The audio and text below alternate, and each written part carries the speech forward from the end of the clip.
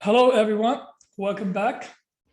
In this video, we will look at implementing the delete method. When we introduce the delete method for the BST class, we considered two cases.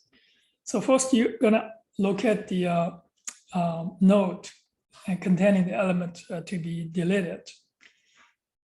And if the node has no left child, so that's one case. And the second case is the opposite. The node has a left child. So we do the same thing for these two cases. So this is the two cases. So after you perform this, let's say first case, so you're going to do this balance path. So from the node, you just delete it. And this is the second case here. And you're going to see in the second case, what you do is to, you have the node to be deleted and has the left subtree. So you find the rightmost element. And this is where you're going to replace the element to be deleted with the rightmost element. And then you make some adjustment in the links. And then you're going to perform this balance pass on the starting from this parent of rightmost.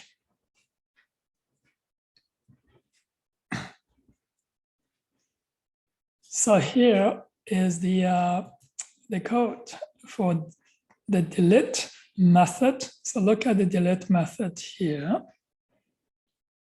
So this is delete, and first you're going to locate the node. Okay. If the node is not found, you're going to return false, nothing to delete. All right, so now you're going to delete it and see this, the current node. If this is the case one, has no left child, so that's the case one. So you're going to perform and this delete, and then you make sure, and then all the nodes are still balanced. So by invoking this balance path and parent.element.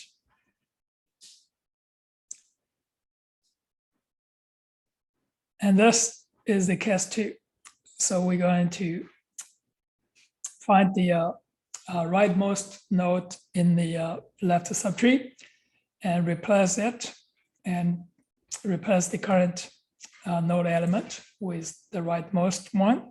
And here, finally, we're going to do a balance path of the this parent of rightmost dot element, starting from there, and we're going to perform the adjustment.